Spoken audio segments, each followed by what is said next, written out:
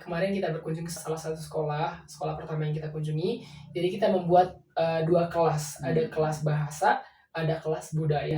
Di kelas sampel, kalau bawang gitu. Kita kasih tahu kemarin, apa bahasa Manggarai ini? Oh, mereka padahal menyebutnya bawang juga, padahal kan ada cumu kamu punya.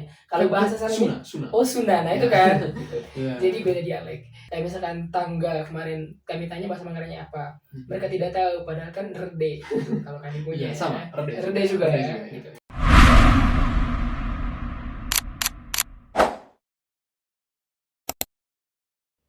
Kita bertemu lagi di Sanotusia Podcast bersama saya Johan Purnama, host dari Sanotusia.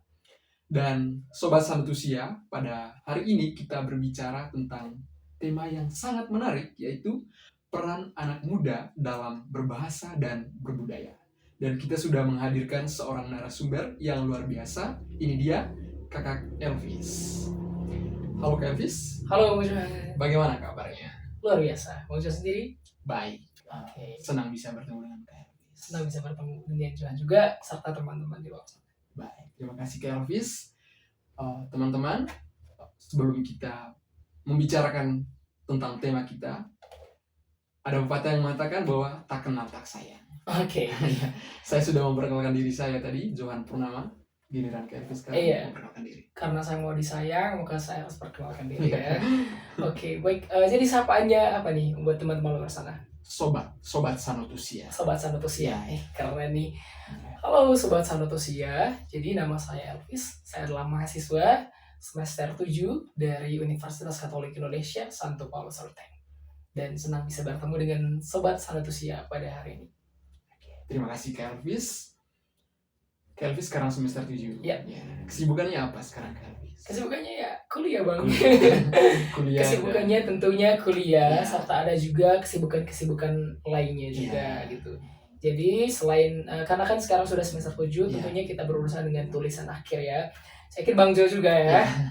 Kita adalah mahasiswa. Benar, kita proposal dan pujian kita punya proposal sudah selesai. Jadi kita berlanjut ke penelitian. Jadi kita sekarang di fase dimana ya kita harus berjuang ya. Karena ada beberapa fase yang memang tak mudah untuk dilalui teman-teman.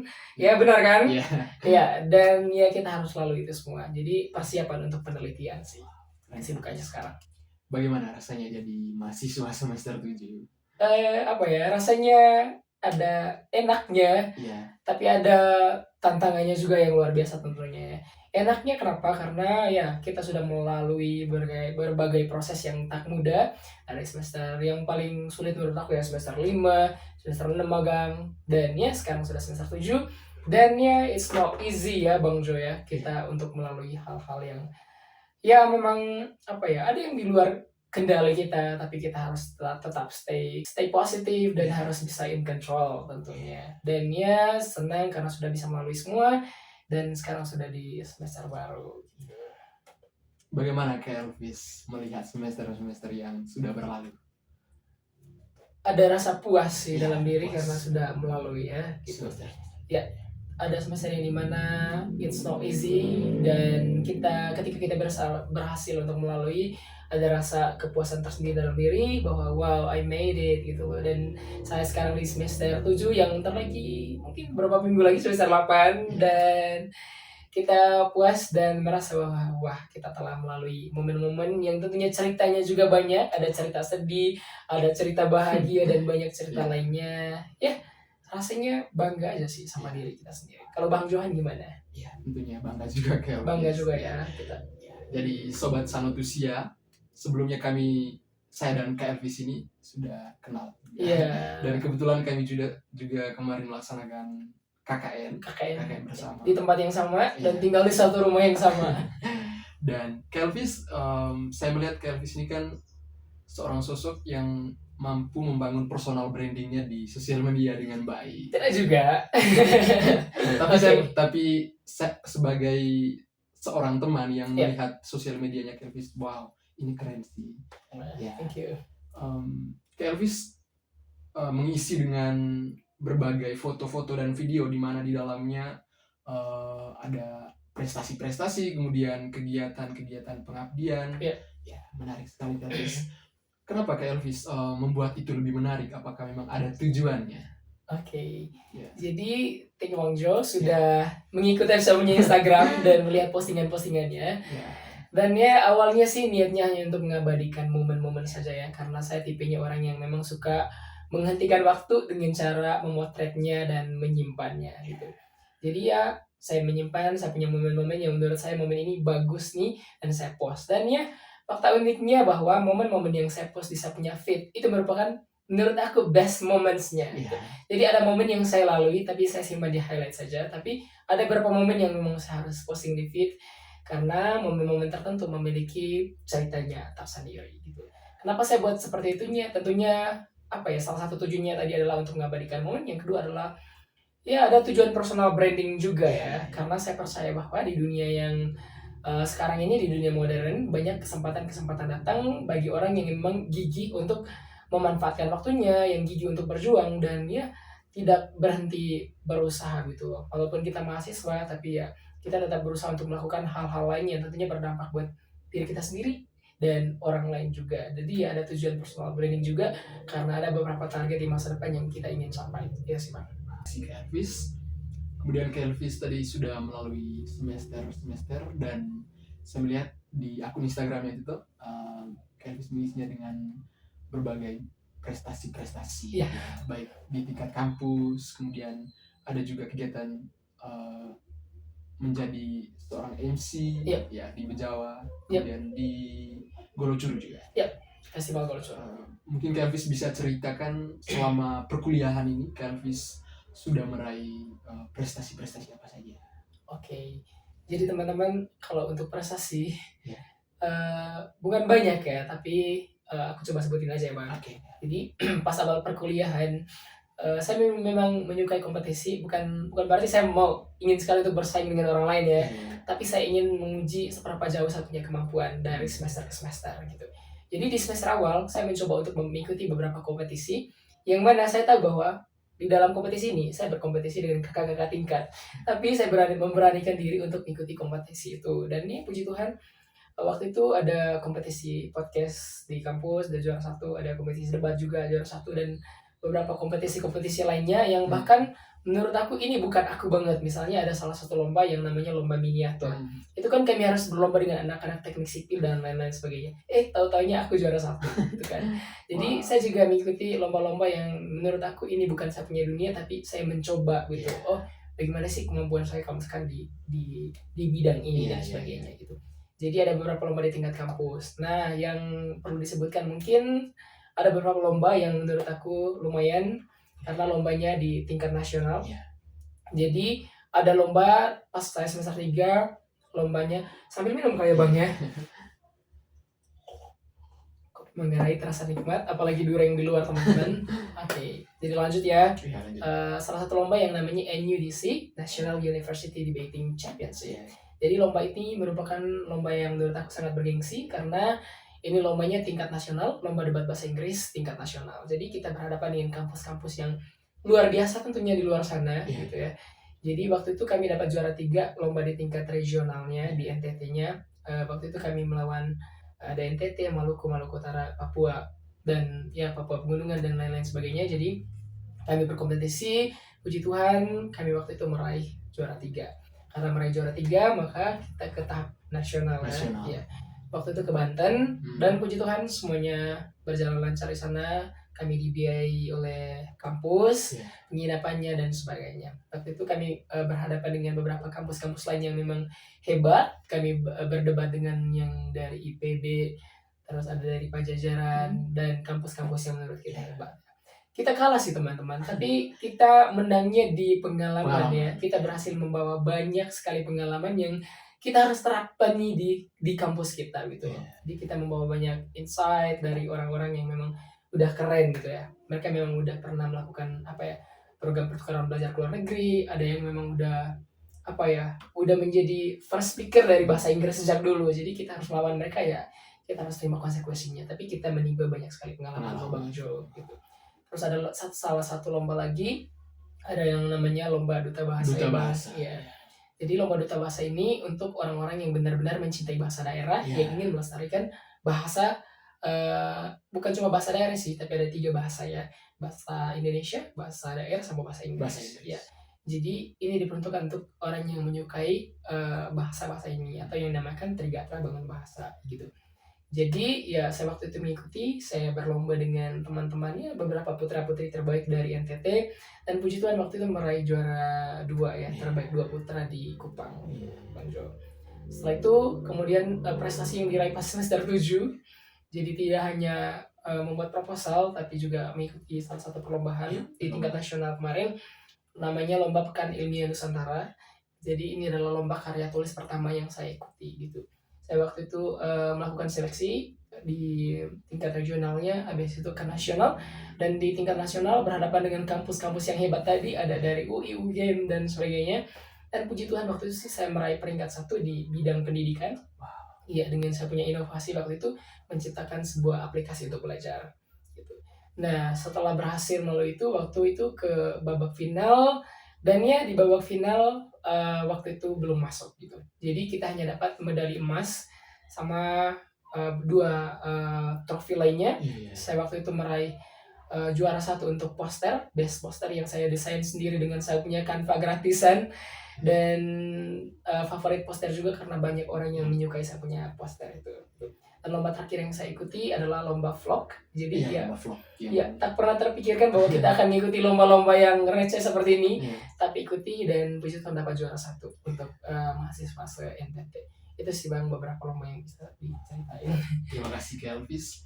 Dan mungkin yang ingin kita highlight di sini lomba duta bahasa tadi, karena sesuai dengan kita punya tema pada hari ini, berbahasa dan berbudaya. Jadi menarik ke Elvis, di mana tadi ke Elvis memegang tanggung jawab untuk melestarikan bahasa daerah, kemudian bahasa Indonesia atau bahasa asing. Bahasa asing, ya. Bahasa asing ya bahasa Inggris ya, karena memang bahasa internasional ya. Bagaimana ke Elvis memegang tugas sebagai seorang duta bahasa? Oke, thank you Bang. Jadi setelah terpilih jadi duta bahasa kemarin, dapat juara, habis itu ya kita harus menjalankan tugas ya. Jadi ada kontrak 2 tahun sama kantor bahasa yang sekarang sudah menjadi Balai Bahasa di Nusa Tenggara Timur. Jadi ya hal yang kami lakukan adalah menjalankan Trigatra Bangun Bahasa tadi. Jadi isinya adalah yang pertama adalah mengutamakan bahasa Indonesia, yang kedua adalah melestarikan bahasa daerah, dan yang ketiga adalah menguasai bahasa asing. Jadi kita harus menggunakan ketiga-tiganya ini secara merata dalam kehidupan sehari-hari. Jadi tidak hanya bahasa Indonesia saja, tapi harus tetap melestarikan bahasa daerah juga, dan harus juga menguasai salah satu bahasa asing. Dan yang saya pilih di sini adalah bahasa Inggris, karena memang our international language, right? Dan ya tidak mudah untuk membuat semuanya balance, apalagi kita hidup di tengah Gen Z sekarang, di mana banyak sekali godaan untuk menggunakan bahasa-bahasa yang tidak sepatutnya ada. Tapi kita harus tetap mempertahankan untuk menggunakan bahasa Indonesia yang baik dan benar, terus melestarikan bahasa daerah, dan juga tetap belajar bahasa asing. It's not easy Bang Jo, tapi ya kita mencoba untuk terus melakukan Trigatra Bangun Bahasa ini. Memegang tanggung jawab sebagai seorang duta bahasa tentunya tidak mudah, seperti yang dikatakan oleh Kak Elvis tadi. Untuk langkah-langkah konkretnya yang Kak Elvis lakukan misalnya di lingkungan masyarakat sebagai langkah untuk mengembangkan atau melestarikan bahasa daerah khususnya, bagaimana ini Kak Elvis? Oke, jadi Bang Jo, jadi setelah terpilih kemarin, kami ada program-program. Yang pertama kemarin ada program dari pemerintahan Kabupaten Manggarai, program revitalisasi bahasa daerah. Karena faktanya bahwa bahasa Manggarai merupakan salah satu bahasa yang emang terancam punah karena pembicaranya menurun gitu. Jadi teman-teman tahu bahwa di zaman sekarang bahasa Manggarai itu sudah banyak orang-orang yang tidak mengajarkannya kepada anak-anaknya ya. Kalau teman-teman lihat di sekitar kita bahwa ada memang orang tua yang memang langsung mengajarkan bahasa Indonesia kepada anak-anaknya, dan mereka mengira bahwa kalau anak-anak diajarkan bahasa Manggarai itu kurang gaul, jadi harus latihkan bahasa Indonesia. Ya, saya juga tidak mempersalahkan hal itu. Tapi harus dibalance juga, jangan hanya ajar bahasa Indonesia, tapi ajar juga lah bahasa daerah yang merupakan jati diri kita. Kalau yang saya temui sendiri, khususnya anak-anak di perkotaan, jadi ada beberapa teman-teman yang memang mereka tidak bisa bahasa Manggarai. Jadi yang mereka tahu itu hanya 1-2 kata, padahal mereka kan aslinya orang Manggarai ya. Jadi karena lingkungannya tidak membiasakan mereka untuk menggunakan bahasa Manggarai ya, jadinya bahasa Manggarai itu dilupakan gitu. Jadi ya yang kita lakukan sini kemarin adalah melakukan kegiatan revitalisasi bahasa Manggarai supaya bahasa Manggarai itu tetap menjadi salah satu pusat perhatian kita dan kita harus tetap bangga untuk menggunakannya. Itu kami lakukan kegiatannya kemarin dengan para budayawan di Semanggarai Raya ya, ada dari Manggarai Timur sama ada Manggarai Barat juga, termasuk dengan mereka Bapak Felix Edon dan lain-lain gitu. Jadi ya kegiatannya kemarin berjalan dengan lancar. Terus ada beberapa kegiatan mandiri juga Bang yang telah kita lakukan, yaitu kita berkunjung ke sekolah-sekolah. Kemarin kita berkunjung ke salah satu sekolah pertama yang kita kunjungi. Jadi kita membuat 2 kelas, ada kelas bahasa, ada kelas budaya.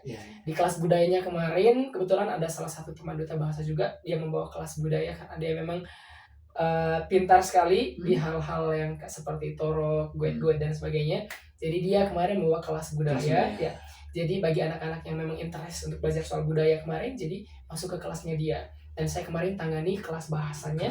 Ya, jadi saya kemarin ajar bahasa Inggris, bahasa Indonesia sama bahasa Manggarai juga. Jadi saya mengajarkan anak-anak kemarin 3 bahasa. Jadi kegiatannya berjalan dengan lancar, respon anak-anak positif, dan karena memang kami merangkaikan kelasnya sesuai dengan umur anak-anak kemarin, ada lagu-lagu, ada games dan sebagainya gitu. Jadi bukan hanya di sekolah itu, kami juga melakukan kunjungan ke beberapa sekolah lain. Dan yang terakhir kemarin kami melakukan kegiatan ke salah satu komunitas masyarakat di Moncok kemarin ya. Kami diundang untuk menjadi pembicara supaya kami bisa memotivasi anak-anak di sana untuk bisa melanjutkan pendidikan. Ya, secara tidak langsung kemarin kami juga mengajarkan kepada mereka untuk memiliki keterampilan bahasa yang bagus di zaman sekarang supaya kita bisa memiliki pekerjaan yang baik di masa depan gitu. Jadi itu sih beberapa kegiatan yang kami lakukan. Menarik sekali di bagian kelas bahasa tadi. Ada kelas bahasa dan kelas budaya. Untuk kelas bahasa Manggarai ya, Kelvis. Kira-kira di situ Kelvis mengajar tentang apa di bahasa Manggarai? Kalau di kelas bahasa Manggarainya kemarin, kita mengajarkan beberapa kosakata yang menurut kita nih anak-anak belum mengetahui kosakata ini. For example, kalau bawang gitu, kita kasih tahu kemarin apa bahasa Manggarai ini. Oh, mereka padahal menyebutnya bawang juga, padahal kan ada comu kamu punya. Kalau bahasa sana Suna. Oh, Sunda. Nah, itu kan. Gitu. Jadi beda dialek. Jadi saya mengajar beberapa kosakata bahasa Manggarai yang memang udah punah dan udah jarang sekali terdengar dalam perbincangan sehari-hari gitu. Kayak misalkan tangga kemarin kami tanya bahasa Manggarainya apa, mereka tidak tahu padahal kan rede gitu, kalau kami punya sama rede juga ya gitu. Jadi itu yang saya ajarkan. Nah untuk lebih lanjut kemarin di kelas budaya ada saya punya teman duta bahasa namanya Trisno. Nah waktu itu dia mengajarkan tentang torok persembahan ya, khususnya yang sering diperankan oleh anak-anak zaman sekarang. Terus ada juga goet yang ini langkas heng tala ubah bulang, yang kayak goet seperti itu. Mungkin sering didengar oleh anak-anak tapi tidak tahu artinya. Jadi Kakak Trisno menjelaskan bahwa arti dari goet ini adalah ini semua. Itu sih yang kita ajarin. Oke, Kelvis. Kemudian tadi menjadi seorang duta bahasa harus memegang tugas apa tadi? Trigarta bangun bahasa. Ya, Trigarta bangun bahasa. Oke. Bahasa daerah, bahasa Indonesia dan bahasa asing. Dan saya lihat Kelvis mampu memadukan itu dengan baik karena saya lihat ada di beberapa kesempatan yang Kelvis menjadi seorang Master of Ceremony, Kelvis mampu memadukan bahasa itu, misalnya pada bagian pembukaan halo nama asing semua, kemudian menggunakan bahasa Indonesia, kemudian menggunakan bahasa Inggris. Itu keren sekali menurut saya Kelvis. Apakah Kelvis memang memiliki trik khusus untuk tahap latihan ya sehingga mampu performance dengan baik? Okay, we're talking about MC now. Oke, jadi sebenarnya itu dilakukan secara sadar sih Bang, karena kita tahu Mama saya ini seorang duta bahasa, jadi ya bagaimana caranya supaya mempraktekkan ketiga bahasa tersebut ya. Jadi ya emang harus ada bahasa Manggarainya, khususnya di bagian pembukanya, bahasa Manggarai, Inggris, Indonesia ya, karena dalam diri kita sebagai seorang duta bahasa kita harus sudah memiliki semangat Trigarta bangun bahasa. Jadi apapun eventnya kita mencoba untuk bisa membuat semuanya balance gitu. Jadi ya memang ada proses latihannya juga sebelum MC, ada proses latihan. Jadi kita latihan untuk menggunakan kalau misalkan kata-kata pembukaannya. Kalau saya menggunakan kata-kata ini apakah enak tidak ya didengar? Kalau saya padukan bahasa ini dengan bahasa ini enakkah tidak didengar? Jadi of course ada latihannya dan ya itu dilakukan karena semangat terbangun bahasa tadi yang harus kita miliki. Keren. Mungkin saya ingin mencuri sedikit trik dari Kak Elvis. Okay. Kalau misalnya kita manggung gitu Kak Elvis, biasanya kita kan sebelum tampil itu kita gugup di panggung. Mungkin Kak Elvis punya trik khusus untuk mengatasi hal ini sehingga bisa tampil dengan baik.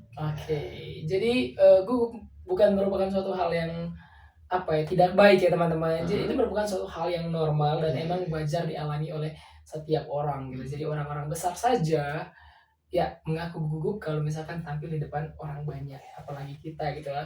Of course ada pengalaman di mana kita gugup, tapi saya punya ayah bilang gugup itu lahir karena kita kurang percaya diri terhadap materi gitu. Jadi ketika adalah momen saya bertanya gitu, kalau Bapak tampil bicara depan banyak orang, Bapak gugup tidak? Dibilang tidak. Terus kenapa? Dibilang karena saya menguasai, saya punya materi, saya tahu apa yang akan saya bicarakan, makanya saya tidak gugup. Terus saya bilang, terus bagaimana caranya supaya tidak gugup? Salah satu caranya katanya adalah kamu harus menguasai apa yang ingin kamu sampaikan. Entah melalui proses latihan, kamu harus tahu gambarannya, setidaknya apa yang akan kamu lakukan, kata-kata apa yang kamu mau sampaikan. Ketika kamu benar-benar mengerti, maka gugup itu akan sirna dengan sendirinya. Dan saya pun melakukan hal itu. Jadi sebelum saya perform, misalnya ada satu event yang mengundang saya untuk menjadi MC, tentunya saya latihan dulu nih Bang. Jadi saya panggil partner MC-nya, ayo kita latihan sampai beberapa kali. Ketika kita udah benar-benar ada chemistry-nya gitu ya, ketika kita sudah benar-benar mengetahui atau menguasai materi-materi atau hal-hal apa yang ingin kita sampaikan, termasuk pronunciation-nya juga. Ketika ada kata-kata yang memang sulit, kita harus belajar untuk pronounce dengan baik, maka dengan sendirinya gugup itu akan hilang. Tapi gugup di bagian awal memang hal yang normal. Saya juga sering mengalami hal itu.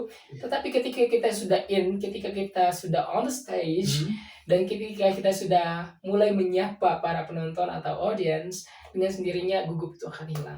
Tapi kuncinya tadi adalah kuasai materi, harus tahu apa yang akan kita sampaikan. Kurang persiapan, maka kita akan gugup. Terima kasih Kak Elvis. Untuk pengalaman MC-nya di yang event-event besarnya di mana saja? Iya, kalau yang event-event besarnya itu menurut aku di kampus, di mana waktu itu saya dipercayakan untuk menjadi MC dalam Expo. Iya, ada expo juga, expo di kampus. Yang menurut aku expo di kampus itu eventnya yang cukup besar ya, karena banyak orang yang hadir. Jadi kampus mempercayakan seorang Elvis untuk jadi Master of Ceremony. Ya, aku shock banget di awal, tapi ya puji Tuhan mereka mempercayai. Terus ada juga kegiatan pengukuhan profesor di kampus yang mana dihadiri oleh tamu-tamu kehormatan, ada Bapak Uskup dan sebagainya, dan Elvis dipercaya untuk menjadi Master of Ceremony. Ya, itu merupakan suatu kehormatan bagi saya. Gugup sih dia, tapi ya karena dikasih kepercayaan, maka kita tidak boleh menyia-nyiakan kepercayaan orang ya, supaya terus dipercayai.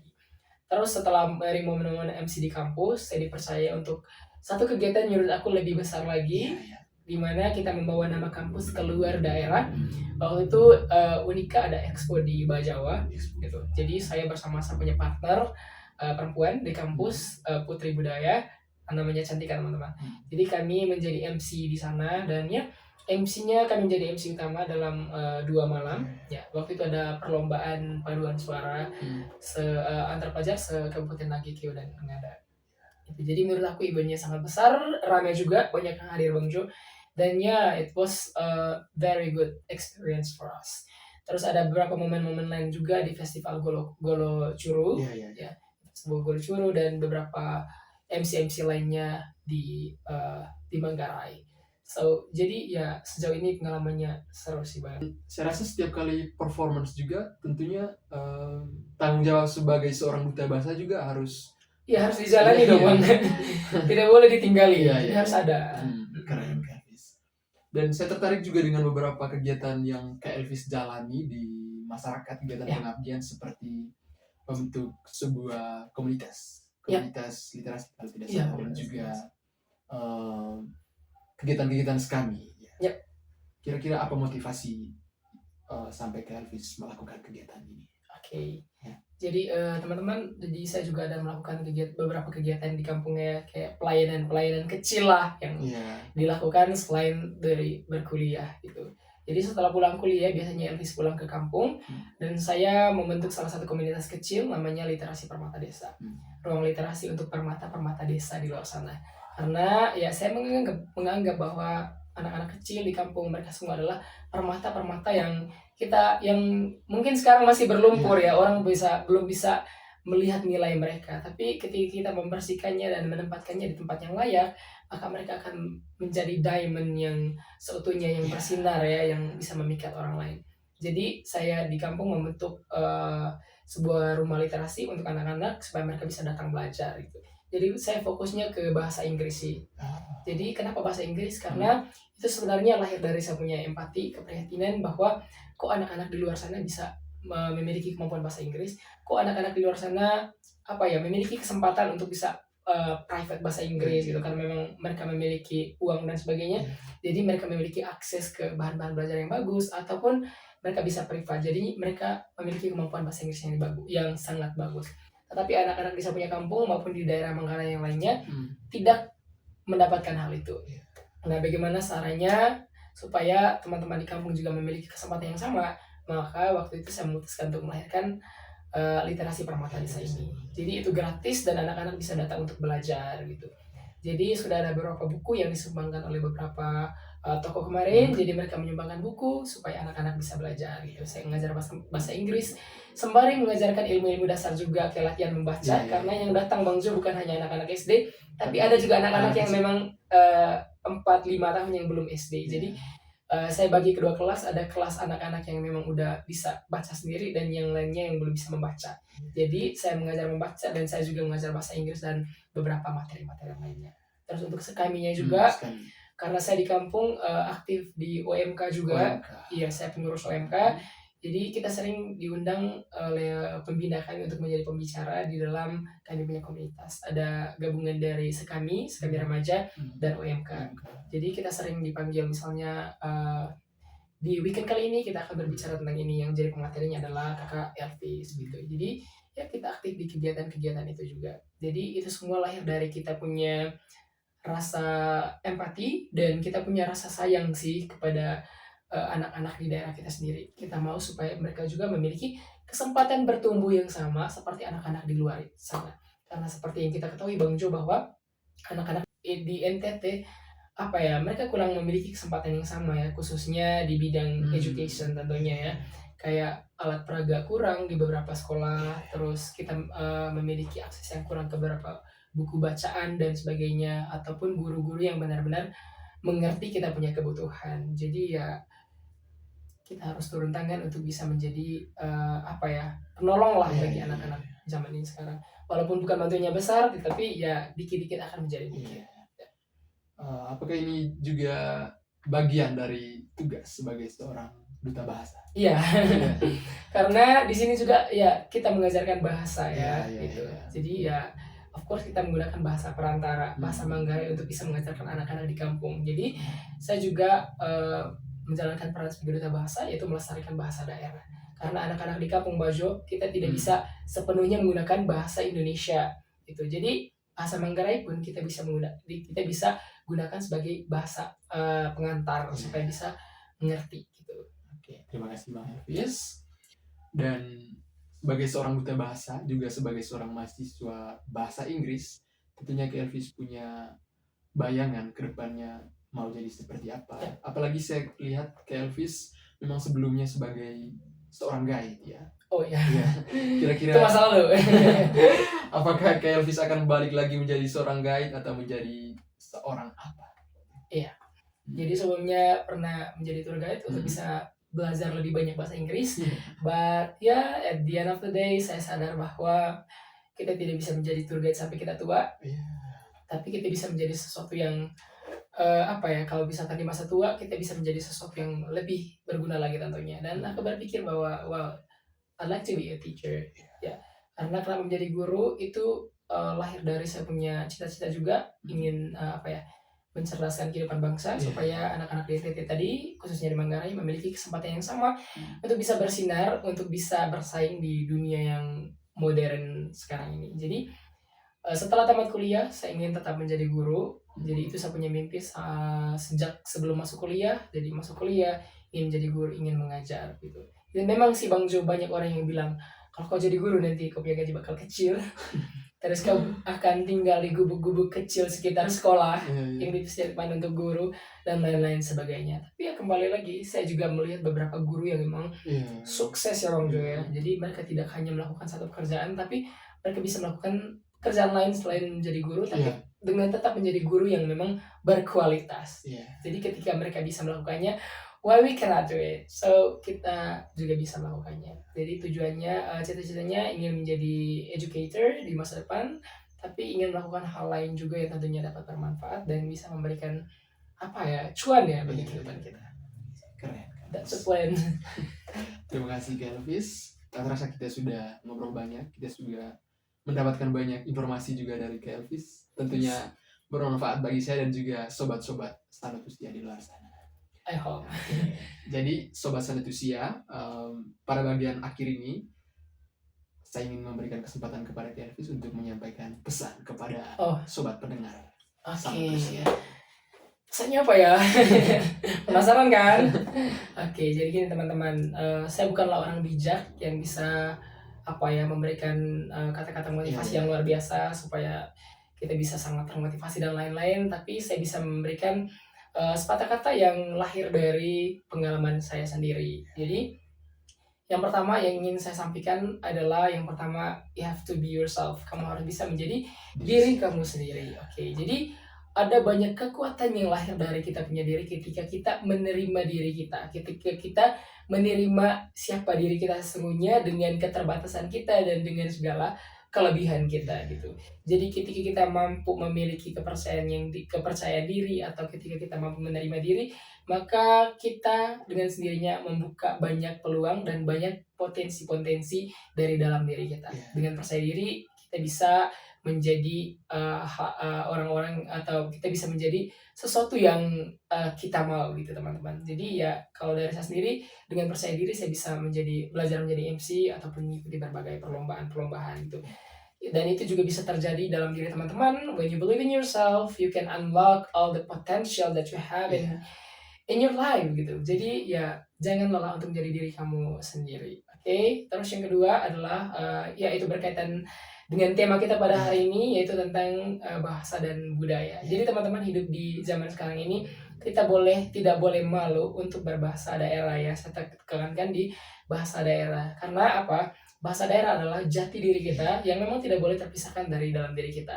Orang mengenal kita, orang Manggarai itu karena bahasa yang kita gunakan, because we use Manggarai language, okay? Jadi kita tidak boleh malu. Dengan kita menggunakan bahasa daerah, teman-teman, itu berarti kita mengapresiasi karya leluhur kita yang menciptakan bahasanya. Dan dengan kita menggunakan bahasa daerah juga, kita menghargai gitu ya. Kita menghargai kita punya bahasa daerah itu sendiri. Jadi jangan malu untuk menggunakannya di ruang publik.